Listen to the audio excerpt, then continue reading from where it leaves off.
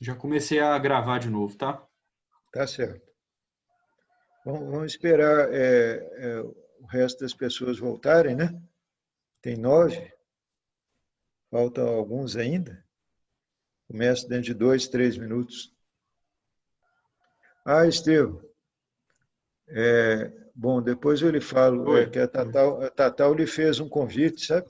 E ela me ligou, Ah, foi espontâneo da parte dela, viu? Não falei nada. viu? Não, tá bom. Ela me ligou domingo. Uhum.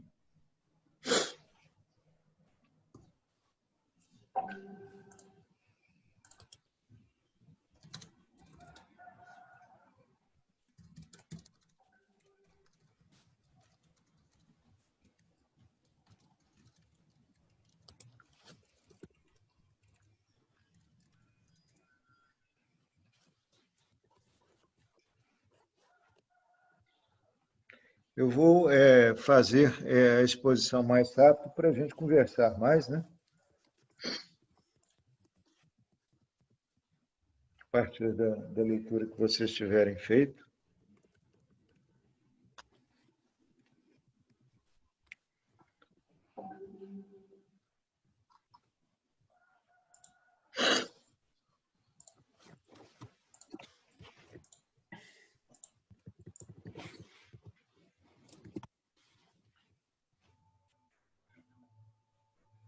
Nós estamos tendo aulas nas outras disciplinas sobre feminismo negro no Brasil, através do estudo da obra da Lélia Gonzalez e da Beatriz Nascimento. Está muito bonito, sabe?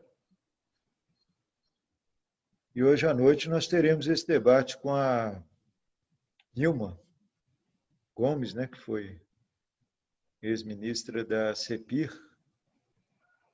Segundo a Lilian, ontem foram 1.050 pessoas que assistiram de vários países da África, Portugal, da América Latina,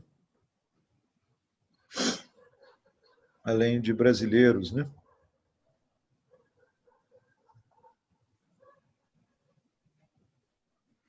Bom, estamos aqui com 11 participantes.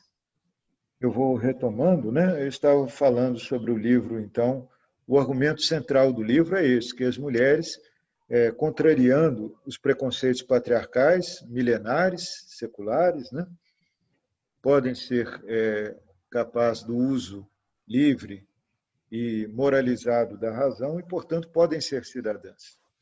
E se elas parecem não serem seres racionais, é porque elas são educadas de uma tal maneira que elas são apartadas do estudo, da possibilidade do uso, de desenvolver o uso da razão, de participar da vida pública, de ter profissões, e têm a vida organizada desde menininhas para serem adaptadas ao mundo dominado pelos homens, né? Então, ela vai fazer uma reflexão que reivindica a autonomia da mulher, a liberdade da mulher. Ela diz em um determinado momento: nós não queremos dominar os homens, nós queremos apenas não sermos dominadas, né? Ela diz. E ela reivindica a autonomia, reivindica a participação da mulher nos espaços públicos, seja na educação pública, como veremos, nas profissões, na representação política, e reivindica, olha que é muito importante, relações amorosas simétricas. Ela, inclusive, entra em polêmica com autores que se apresentam como libertarianistas da época, que são a favor de relações sexuais extremas, mas ainda sob a mulher como dominada, né? E ela, então, refere-se a esses autores libertinos criticamente, por não pensarem a questão da relação amorosa simétrica, né?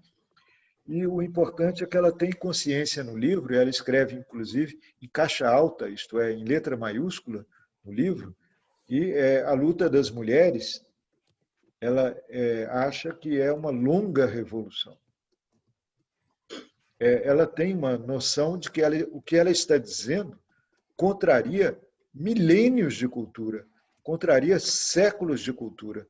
No livro não há uma citação de apoio que ela pode citar de um autor clássico que apoiasse as ideias dela, porque as culturas são cerradamente patriarcais, né? Mesmo a cultura do humanismo renascentista, né? A cultura da Igreja Católica, as culturas cristãs, etc. Então, ela entende que será necessária uma longa revolução. E uma das contribuições fundamentais para a ciência política é que ela rediscute o conceito da relação entre espaço privado e espaço público, só para qualificar, então, essa contribuição central da Mary Wollstonecraft à ciência política moderna. Desde Aristóteles, né, que organiza o primeiro livro, A Política, né, ele diferencia o oikos, isto é, a economia doméstica, o lugar da família, que se baseia em relações de domínio, onde vivem então as crianças, os filhos, as mulheres, os escravos, da polis, onde ali é o espaço do exercício de uma relação de isonomia, isogoria, né, de igualdade em relação à lei, do direito de fala igual, né? Então, desde a tradição grega de pensar a política pensa a cidade, mas não o espaço doméstico, o oikos, né? Na tradição republicana romana, né, havia a figura do pater podestas, isto é, o poder paterno, que era quase ilimitado, inclusive sobre a vida das mulheres. Que foi limitado em algumas épocas por leis, mas era uma sociedade altamente patriarcal. E assim no Renascimento, né? Que os grandes artistas, os grandes intelectuais são homens, né? Nós não vemos ali um rosto de uma mulher na grande cultura humanista do Renascimento. E vamos nos lembrar de uma passagem do livro O Príncipe, né? Do Maquiavel, que é um maior pensador do humanismo cívico. Ele diz que a Ventura, a deusa Ventura, deve ser tratada, espancada como as mulheres para obedecer, né? Então, ele utiliza essa imagem brutal, né, no seu argumento filosófico. Mesmo Maquiavel, que é um grande pensador da liberdade ali na cultura do humanismo cívico, né?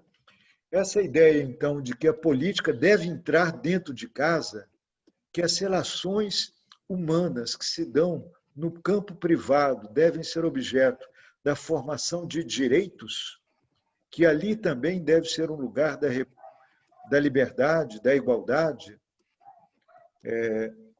Essa ideia de que o pessoal é político foi um dos lemas fundamentais dos movimentos feministas em 1968, né? Então, o patriarcado é baseado em costumes, em tradições, mas também em leis. O que é o Código Civil? Senão a organização da dominação dos homens na relação homem e mulher. Há muitos códigos civis que punem severamente, por exemplo, o adultério feminino, enquanto o adultério masculino pode ser. Em caso de separação, é o pai que fica com os filhos. Se a mulher tem propriedades antes de casar, quando ela casa, as propriedades dela vão para o marido.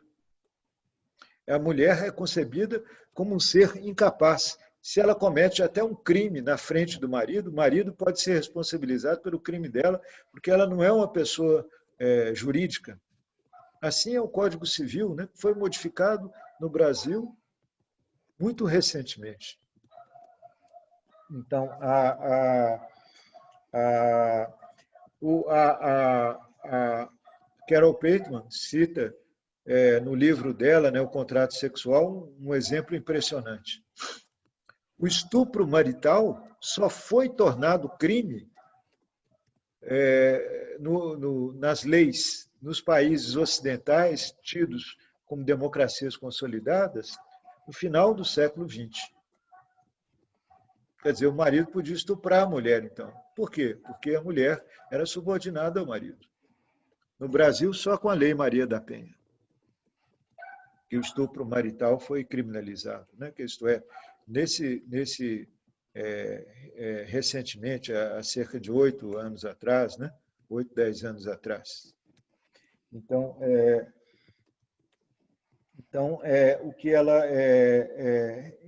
reivindica, né? O programa que a Mary Wollstonecraft cria é uma cultura libertária de igualdade entre homem e mulher. Ela reivindica uma educação pública para todos e todas, e escolas mistas. Vejam bem, ela está reivindicando que o Estado crie escolas públicas para meninos e meninas, que eles tenham acesso à mesma educação. Ela reivindica o acesso das mulheres a todas as profissões. Ela diz, por mais que vocês deem gargalhadas, uma mulher pode ser advogada, pode ser médica, pode ser qualquer coisa, né? E ela reivindica o direito das mulheres participarem da formação e da representação do poder político, né? Então, qual a importância, para concluir, e a gente poder conversar um pouco, da obra da Mary Wollstonecraft para a formação do republicanismo democrático moderno?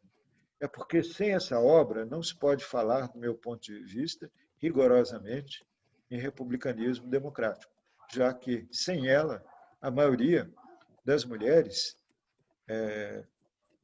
não participam, não têm direitos, né? E, portanto, não se constitui uma república democrática com patriarcado, né?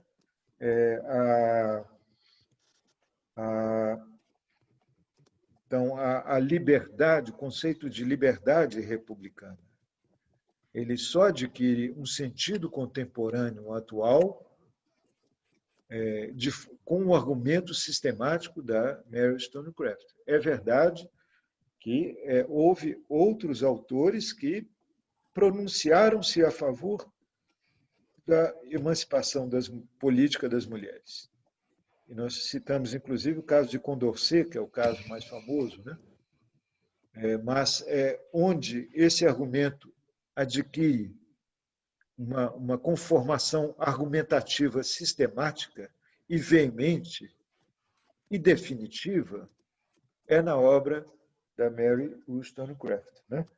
Então, isto corresponde a uma revolução na própria tradição republicana, já que a tradição republicana também era patriarcal. Também era patriarcal, né? A cultura republicana grega, romana, renascentista, né? Era patriarcal. E mesmo Rousseau era patriarcal.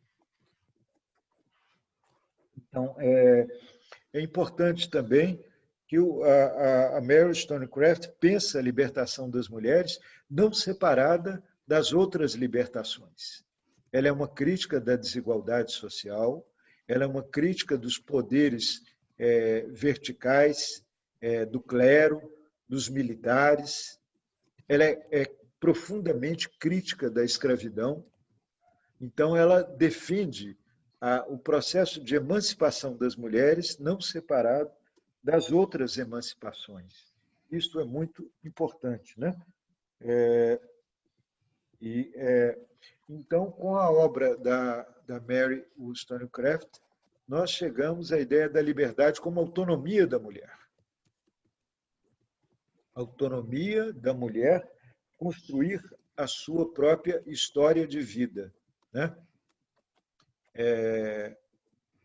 Ela vai dizer que a vida de uma mulher tem sentido mesmo se ela não casar, mesmo se ela não quiser casar, não casa.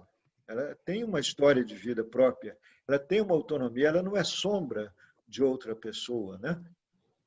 Me faz lembrar um ditado que eu vi uma vez pregado num carro no Paraguai, que mulher sem homem é igual a peixe sem bicicleta, isto é, uma coisa não tem a ver com a outra, né? Uma mulher sem homem continua sendo uma mulher, né?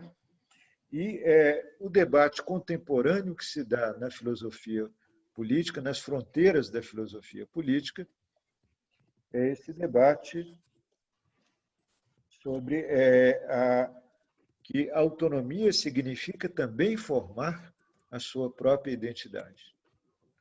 Se hoje se falam essa quantidade de siglas, LGBTI+, né, são expressões do exercício da liberdade de ser, da autonomia de ser, da autonomia de formar uma identidade de gênero, inclusive, né?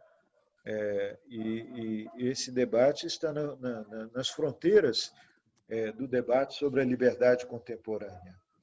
Mas a fundação desse conceito de liberdade de ser, né, ela é formulada na obra da Mary Wollstonecraft, assim como nós podemos dizer, quando as mulheres entram na luta pela liberdade, elas não querem apenas mudar o mundo, mas querem mudar a própria maneira de viver.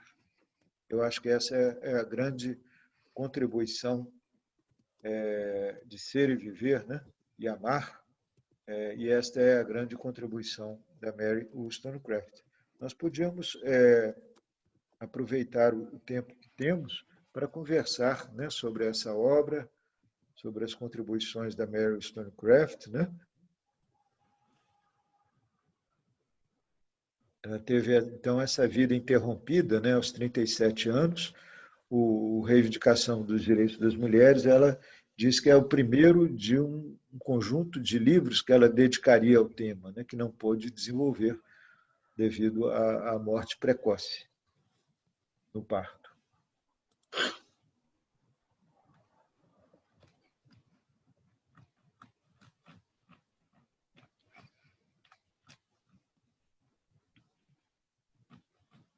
Bom,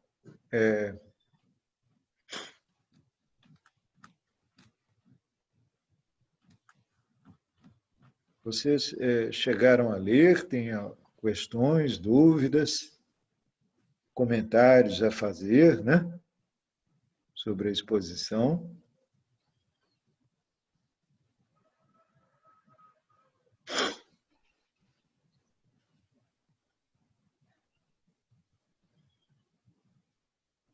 Você teria algum comentário, Estevão? Teria não, Jones. No momento, não. Eu tenho. Sim. Tipo, pensando no, por exemplo, eu comecei a estudar sobre independência dos Estados Unidos. E aí lá fala sobre, tipo assim, como a mulher chegou lá também, tipo, muitas vezes transportadas da Inglaterra e sendo vendidas lá mesmo para aumentar a população, sendo vendidas como esposa, para serem esposas escravas sexuais. E, tipo, olhando assim, nesse olhar político, como que seria a influência dessa formação, sabe? Não estou sabendo elaborar direito, mas qual seria, por exemplo, a influência desse tipo de formação historicamente, tipo, qual que é o impacto que traz isso, sabe? Não ficou claro?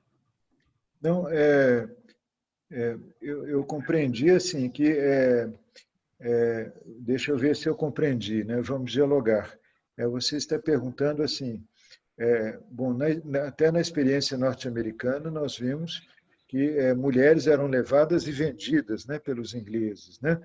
Mostrando a proximidade novamente da situação dominada da mulher em relação ao escravo, porque se vendiam escravos, né? Então, a transformação da mulher em um objeto, na sua desumanização, a sua perda de liberdade, né? É algo muito enraizado, muito forte na formação do que nós chamamos modernidade.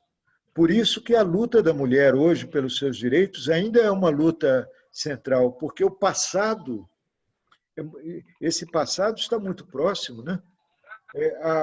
A maior parte dos estados do Sim, mundo acho que é ainda mais legaliza a prostituição.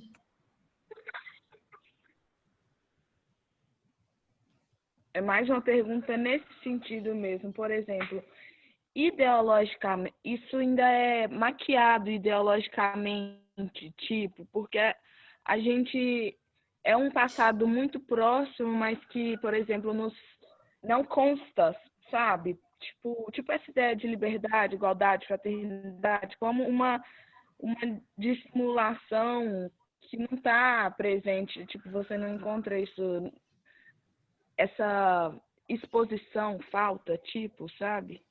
Uhum.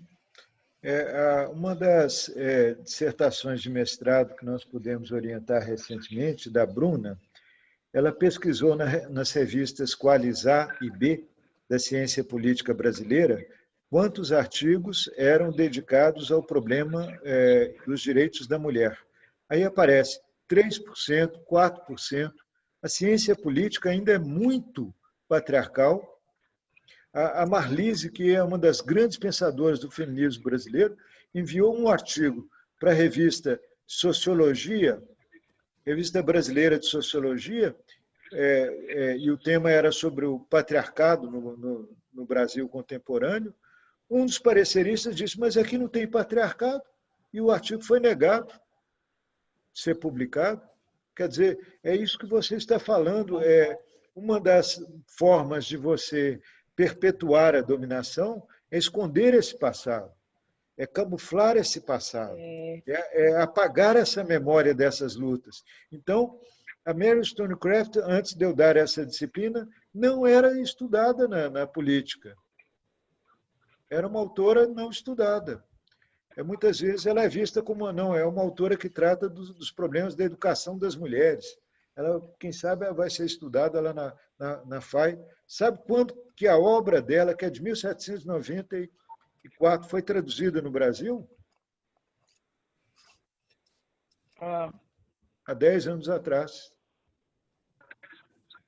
Há 10 anos atrás. Nem traduzida a obra tinha sido.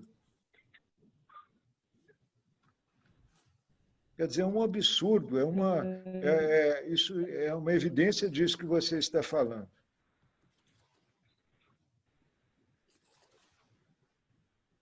Tô entendendo mais.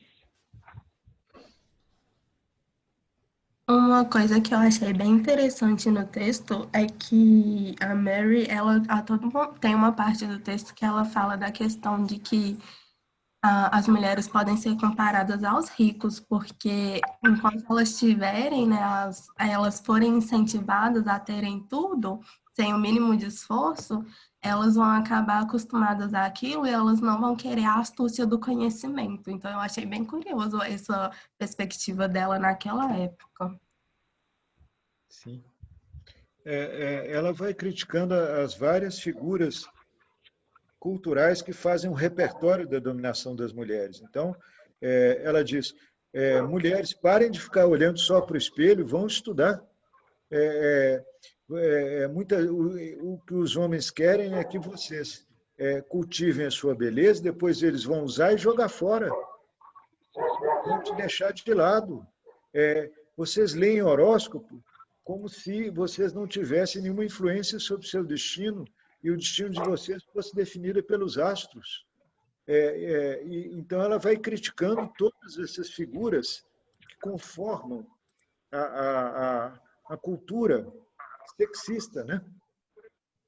Ela chega a dizer assim, nada é mais perigoso para uma mulher do que um homem sedutor. Ela chega a... Por quê? Porque era muito comum a prática de homens ricos e da nobreza inglesa seduzirem mulheres de posições sociais inferiores e depois as abandonarem, né?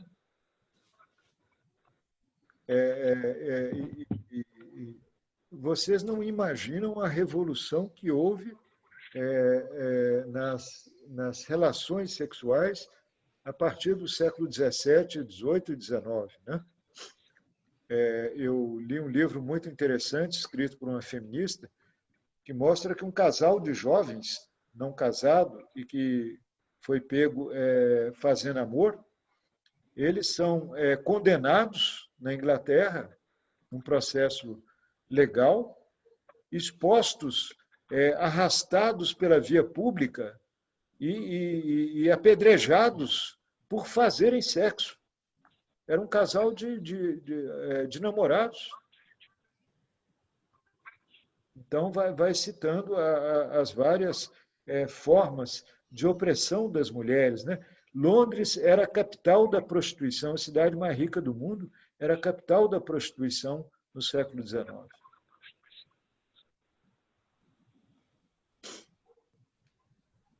E é muito interessante que o movimento feminista inglês, que está reivindicando o direito de voto, né? Elas organizam as mulheres para sair quebrando as vidraças das lojas de grife de Londres da época, como modo de protestar contra esse estado de coisas. Vão para a rua, para as ruas de lojas mais caras e jogam pedras nas vitrines dessas lojas de boutique para demonstrar a sua raiva contra essa sociedade que quer que elas sejam belas, né? Mas impede-as sequer de ter direito de voto.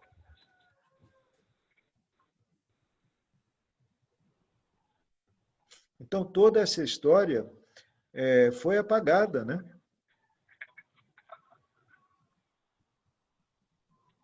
Essas mulheres que participavam, inclusive tem um filme Sufragettes, né, que é um filme muito bonito, vocês encontram na internet para ver, conta a história da luta pelos direitos de políticos na Inglaterra, e as mulheres eram presas por defenderem o direito de voto. Várias fizeram greve de fome na prisão, eram torturadas, obrigadas a engolir comida com funil e quase morrerem. Algumas morreram por conta desses sofrimentos. Toda essa história é apagada dos livros de história.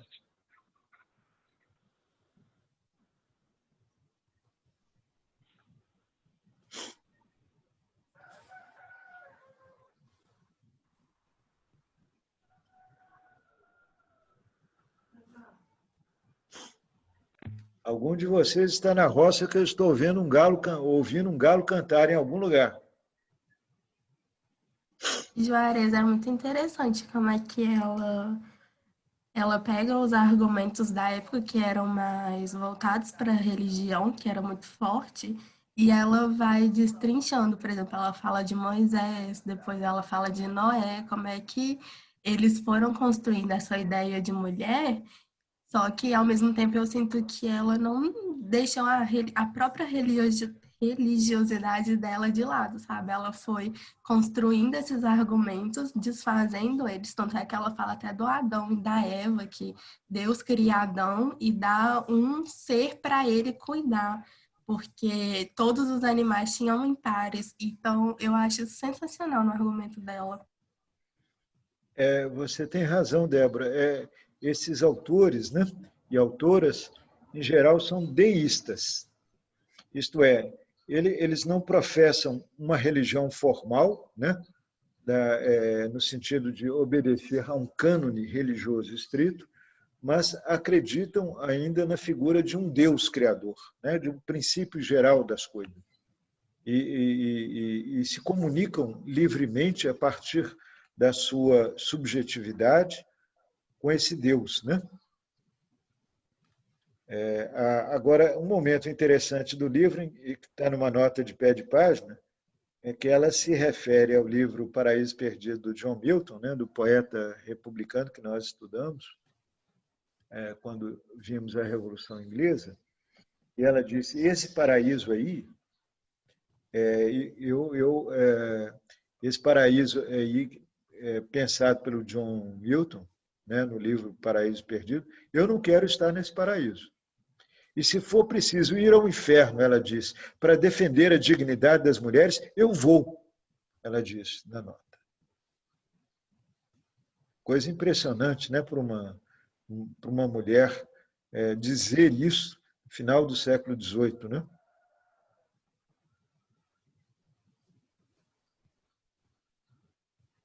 Eu acho que cada uma de vocês devia ter um livro da Mary Wollstonecraft na cabeceira. Não apenas as mulheres, né, mas nós homens também.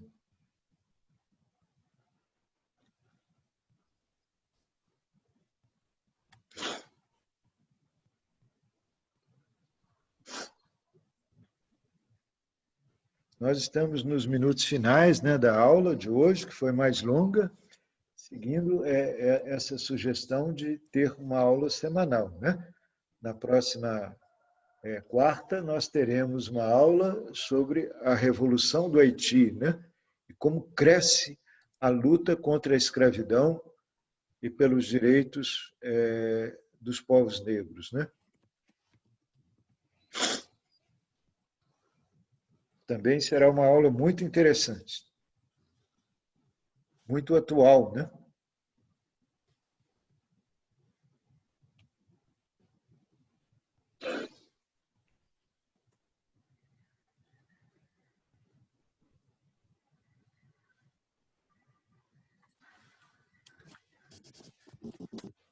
Bom, podemos finalizar então a aula, Estevam? Podemos sim, tá? Daqui a pouquinho eu tenho Os vídeos outra. aqui. É. A Amanda está perguntando, Juarez, a data limite para a entrega do primeiro trabalho é dia 10/9? Pode ser, dia 10/9. E é um trabalho coletivo, mas quem quiser fazer o grupo do eu sozinho também pode. Está combinado? Qualquer dúvida sobre o trabalho, vocês podem expressar enviando aí um e-mail para o Estevão ou para mim, né? Que a gente responde. Tá bom? Bom, então, um bom resto de semana para vocês. Continuem se cuidando muito, tomando todos os cuidados, né? E na próxima aula nós trataremos, então, da formação da República Negra, né? Da Primeira República Negra, com a revolta dos escravos e a fundação dos chamados jacobinos negros, né? Que nós vamos ter a aula na próxima semana sobre o tema da escravidão na modernidade, né? E a luta contra a escravidão. O texto tem algum texto? Tá lá, né? No programa da aula, né? Eu vou indicar para vocês e mandar pelo Moodle. Tá bom? Tá. Gente, Valeu. então, bom dia para vocês. Até a próxima. Tem no Dropbox. Bom dia, professor. Tchau, tchau. Então, está bom. Grande abraço para vocês. Abraço.